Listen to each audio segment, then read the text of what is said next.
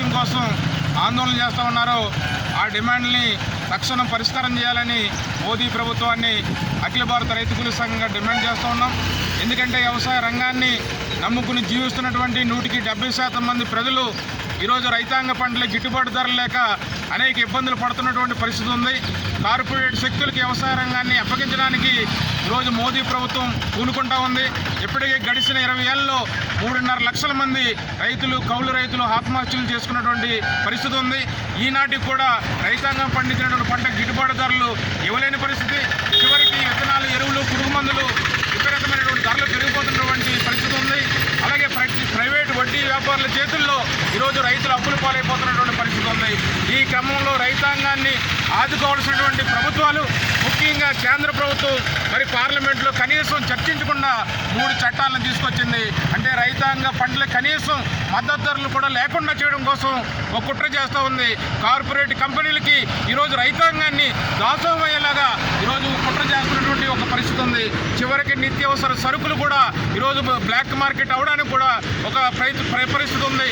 కాబట్టి ఈ నల్ల చట్టాలు ఏవైతే ఉన్నాయో వీటిని ఉపసంహరించుకోవాలని, వీటిని రద్దు చేయాలని ఈరోజు ఢిల్లీలో రైతులు ఆందోళన చేస్తే ఈరోజు మోదీ ప్రభుత్వం చాలా దుర్మార్గంగా వాళ్ళ మీద లాఠీచార్జ్ చేస్తూ ఉంది.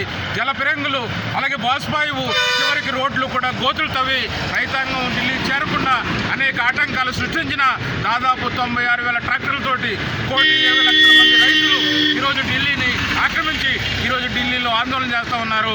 మా సమస్యల్ని ఖచ్చితంగా ఈ 4 చట్టాలని రద్దు చేయకపోతే ఈ ఢిల్లీ వదిలిపోమని ఈరోజు నినదిస్తూ ఉన్నారు. కాబట్టి ఇక్కడ ఇప్పటికైనా కేంద్ర ప్రభుత్వం ఆలోచన చేయాలా.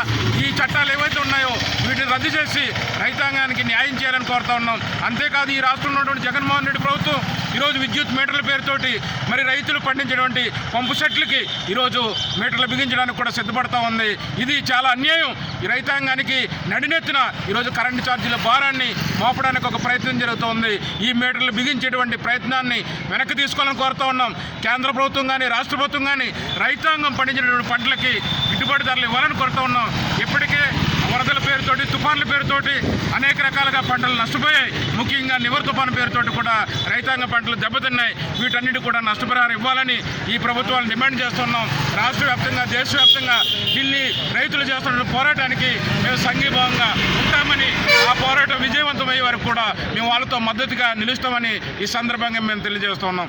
వర్ధిల్లాలి అఖిల భారత రైతు కూలీ సంఘం, అఖిల భారత రైతు కూలీ సంఘం రద్దు చేయాలి నల్ల చట్టాలని, రైతు వ్యతిరేక నల్ల చట్టాలని, రైతు వ్యతిరేక నల్ల చట్టాలని సంఘీభావం తెలుపుతాం. ఢిల్లీలో ఆందోళన చేస్తున్న రైతాంగానికి సంఘీభావం తెలుపుతాం. ఢిల్లీలో ఆందోళన చేస్తున్న రైతాంగానికి వర్ధిల్లాలి అఖిల భారత రైతు కూలీ సంఘం. ఇప్పుడు ముగింపు దశకు వచ్చింది.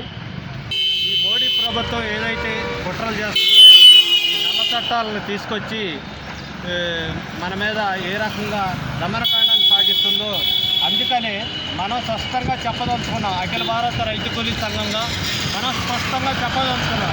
ఈ మోడీ ఖబర్దార్ అని చెప్పి మోడీ ప్రభుత్వం, మోడీ మెడలు వంచి రైతాంగాన్ని పోరాటాల ద్వారా సాధించుకున్న చట్టాలను ఇవాళ నల్ల చట్టాలుగా తీసుకొచ్చి మన మీద రుద్దుతూ ఉన్నాడు. అందుకని మనం మోడీకి ఏం చెప్పదలుచుకున్నామంటే, మాకు అనుకూలమైన చట్టాలు వచ్చిందాకా మేము ఈ పోరాటాన్ని కొనసాగిస్తాం.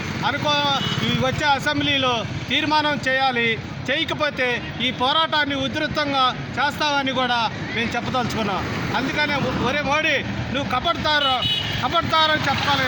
ఏనాటికైనా నీ మెడలు వంచి మాకు రైతాంగానికి అనుకూలంగా వచ్చే, మాకు పంటకు గిట్టుబాటు ధరలు వచ్చేదాకా ఈ పోరాటం ద్వారా మేము సాధించుకుంటారా, కపడతారా మోడీ అని మేము చెప్పదలుచుకున్నాం. కామ్రేడ్, ఈ సమావేశం ఇంతవరకు ముగిసింది. ఇక